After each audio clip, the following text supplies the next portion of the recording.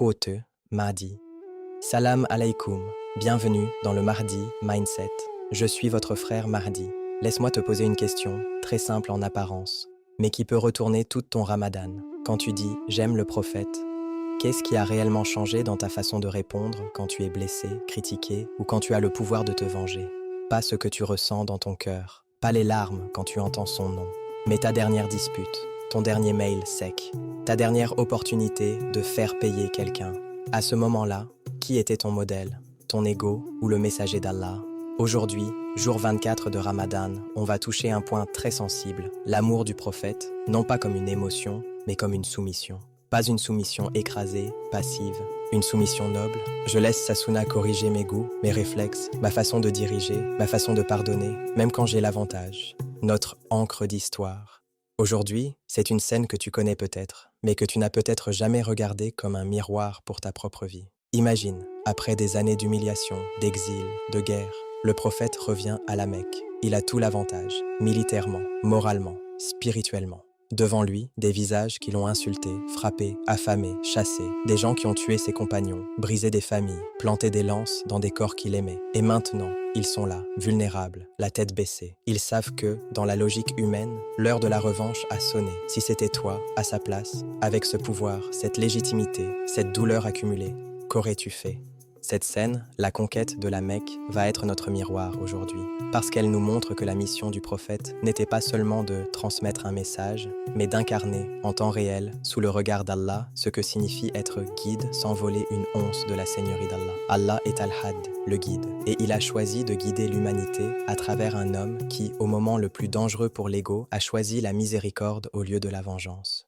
Alors, le thème du jour 24, c'est ça.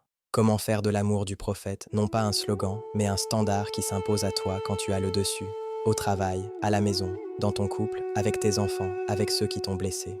Quand tu peux écraser, humilier, ignorer, et que tu choisis au contraire la miséricorde, la retenue, le principe, on va voir comment l'amour sincère du prophète devient mesurable dans ta journée, pas en multipliant les gestes visibles, mais en laissant sa sunna dominer ton ego dans ces micro-moments où personne ne te regarde, sauf Allah. Reste avec moi. On va entrer dans cette scène de la conquête de la Mecque et on va en ressortir avec une question très concrète. Si je prétends aimer le prophète, qu'est-ce que je vais suivre de lui aujourd'hui, précisément quand j'ai le pouvoir de faire autrement?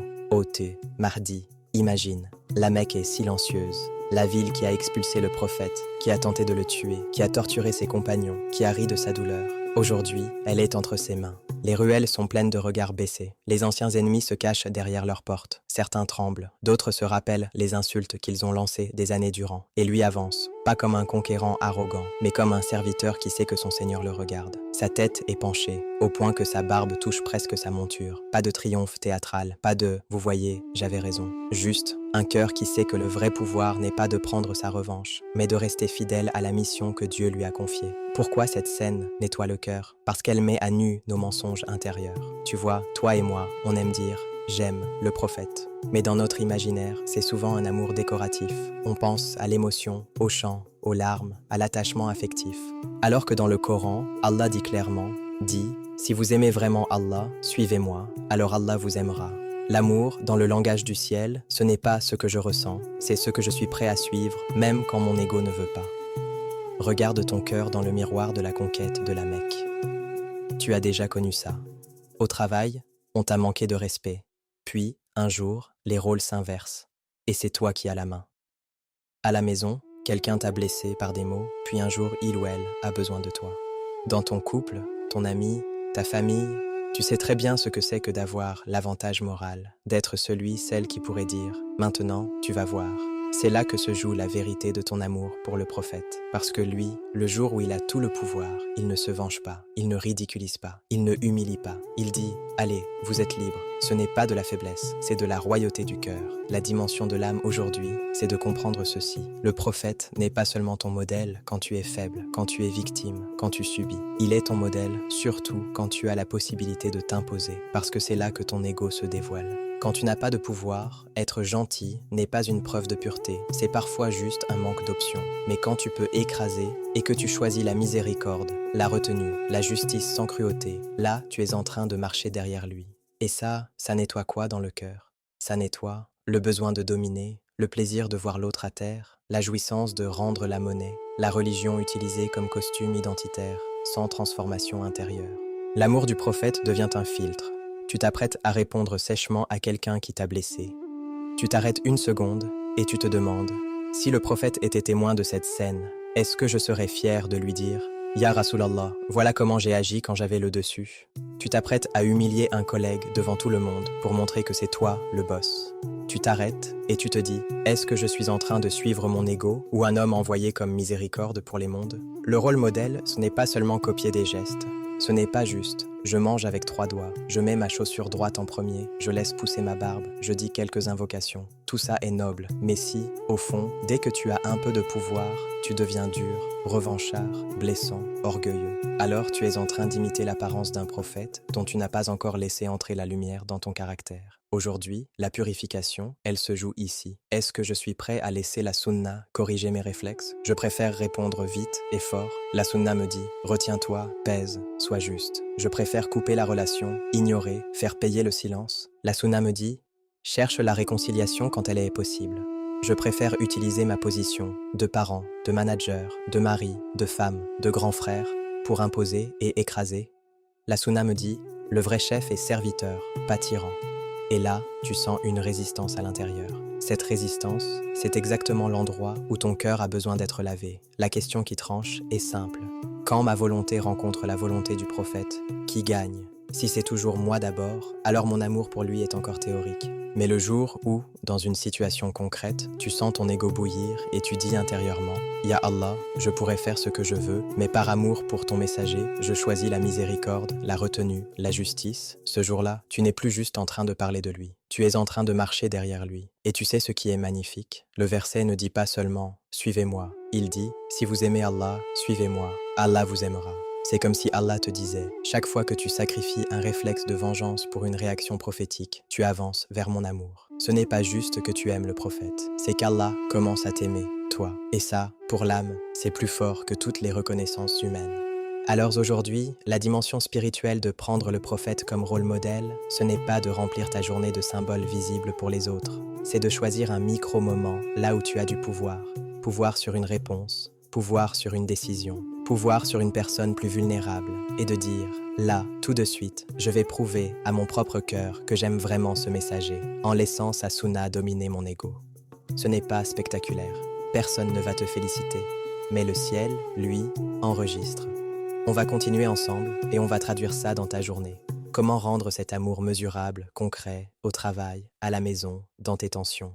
Mais garde cette phrase plantée dans ton cœur. L'amour du prophète ne se voit pas seulement sur ton apparence, il se voit surtout sur la manière dont tu te comportes quand tu peux faire mal et que tu choisis d'être miséricordieux sous le regard d'Allah.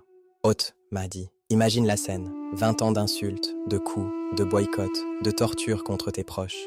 20 ans où on t'a traité de menteur, de fou, où on a tenté de t'assassiner, où on a chassé tes compagnons de leur propre ville. Et là, un matin brûlant de la péninsule arabique, tu entres dans cette même ville, non pas en fugitif, mais en vainqueur. C'est la conquête de Makkah. Le sol est poussiéreux, l'air est lourd, et les Quraysh, ceux qui ont tout fait pour éteindre la lumière, sont debout, le regard baissé, la gorge serrée. Ils savent comment les conquérants de ce monde fonctionnent. Ils ont vu des tribus entières se faire massacrer pour moins que ce qu'ils ont fait au prophète et à ses compagnons.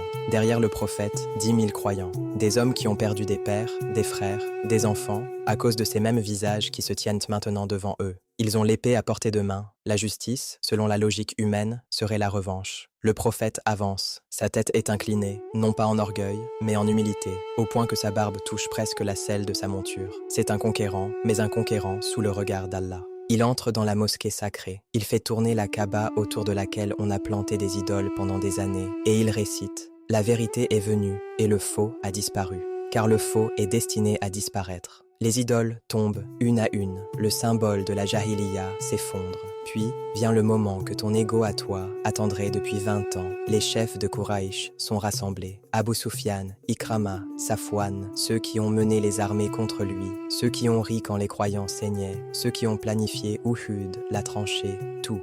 Ils sont là, sans armée, sans protection. Le silence est lourd, comme si l'air lui-même retenait son souffle. Le prophète leur pose une question. « Que pensez-vous que je vais faire de vous aujourd'hui ?» Ils savent qu'ils sont à sa merci. Ils répondent, la voix tremblante, cherchant la moindre porte d'espoir. Tu es un frère noble, fils d'un frère noble. Ils parlent à celui qu'ils ont humilié, mais dont ils reconnaissent maintenant la noblesse qu'ils ont niée pendant si longtemps.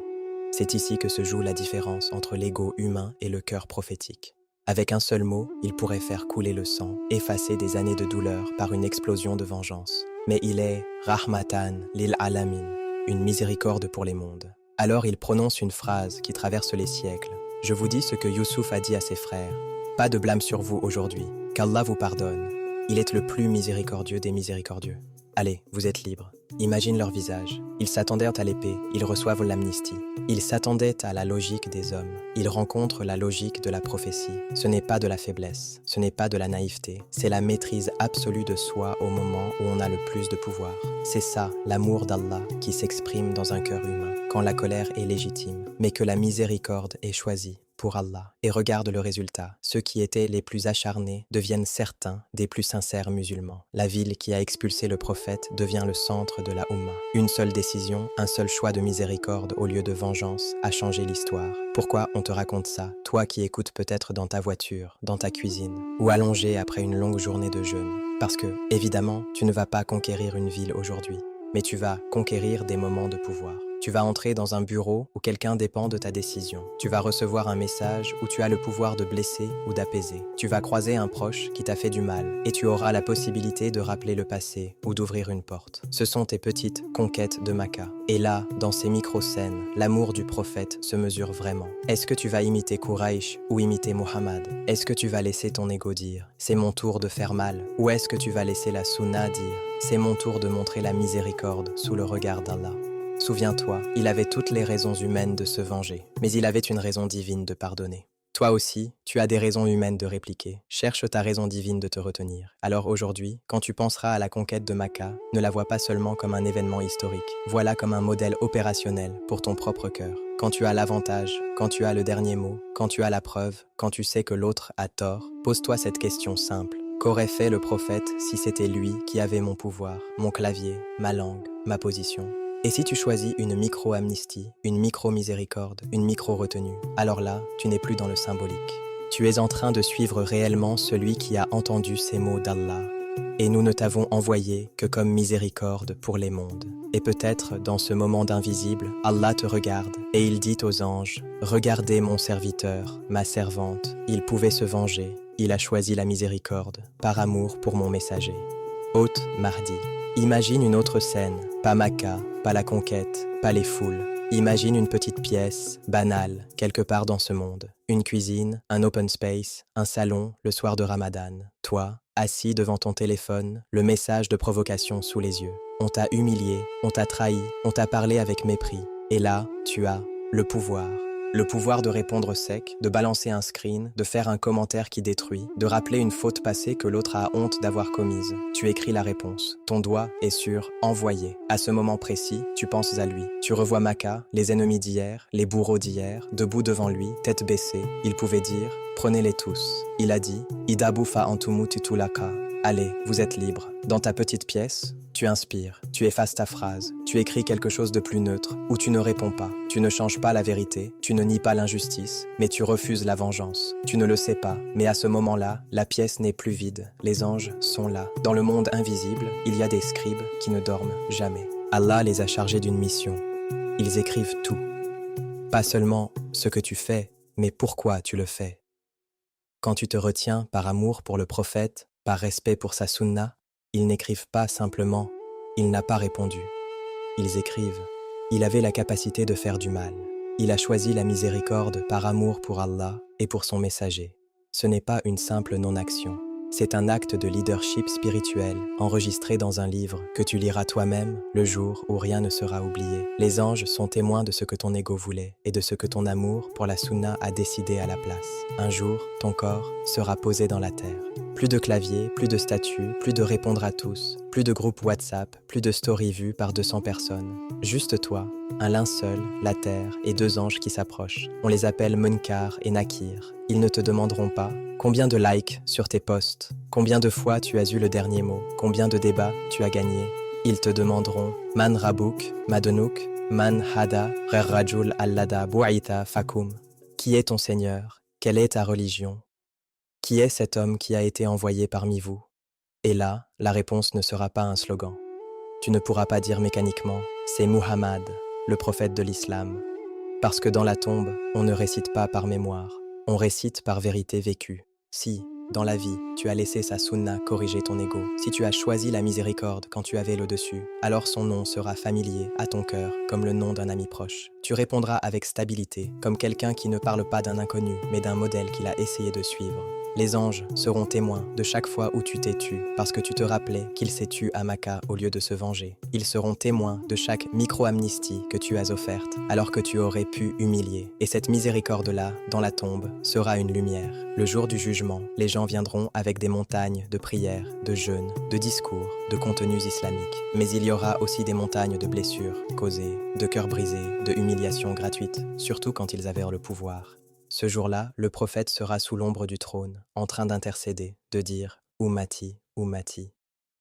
Et parmi ceux qui espéreront sa shafara, il y aura des gens qui auront peu de choses spectaculaires, mais qui auront protégé leur langue par amour pour lui. Ils n'auront pas seulement dit « J'aime le prophète ». Ils auront prouvé cet amour dans les moments où personne ne les regardait, mais où les anges, eux, écrivaient. Peut-être qu'Allah dira alors « Ce serviteur a renoncé à sa vengeance par amour pour mon messager. Aujourd'hui, je renonce à ma colère et je lui donne ma miséricorde. Et tu comprendras que ce message que tu n'as pas envoyé, cette phrase que tu as avalée, ce ton que tu as adouci, n'étaient pas de petites choses. C'étaient des actes qui ont pesé lourd dans un monde où chaque gramme de miséricorde compte. » Alors, quand tu as le pouvoir, rappelle-toi, tu n'es pas seulement en train de gérer un conflit d'aujourd'hui. Tu es en train d'écrire, avec ta réaction, une ligne de ton dossier dans l'invisible. Les anges sont témoins de la manière dont tu imites ou non celui qu'Allah a décrit ainsi. Et nous ne t'avons envoyé que comme miséricorde pour les mondes.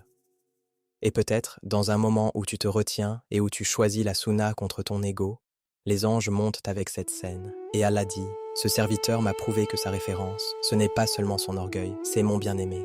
Faites que sa tombe soit un jardin de miséricorde, comme il a essayé d'être miséricordieux quand il en avait le pouvoir. » Hôte, Mahdi. Tu sais, on parle souvent de la conquête de la Mecque comme d'un grand moment historique, mais j'aimerais que tu l'imagines comme une scène très précise, très humaine. Le prophète entre dans la Mecque. Il a le pouvoir absolu. Ce sont les mêmes gens qui l'ont humilié, insulté, persécuté, chassé de sa ville. Et maintenant, ils sont devant lui, tête baissée, sans défense. Si c'était toi, si c'était moi, nos égos auraient 1000 idées. C'est mon moment. Je vais leur montrer. Je vais leur faire payer. Mais lui, dans ce moment où l'ego humain est le plus dangereux, il montre ce que veut dire être vraiment guidé. Il ne se contente pas de dire « je vous pardonne ». Il change l'atmosphère entière. Il sécurise les cœurs. Il enlève la peur. Il ne joue pas avec leur humiliation. Il ne savoure pas leur fragilité. Il dit « Allez, vous êtes libres ». Pas de théâtre, pas de discours pour se vanter, pas de vengeance déguisée. Juste, une décision claire, une miséricorde solide, sous le regard d'Allah. C'est ça la sunna. Pas seulement des gestes, mais une façon de gérer le pouvoir quand tu l'as entre les mains. Alors aujourd'hui, ta conquête de la Mecque ne sera peut-être pas historique. Ce sera peut-être un mail que tu peux écrire pour descendre quelqu'un, mais tu choisis de reformuler.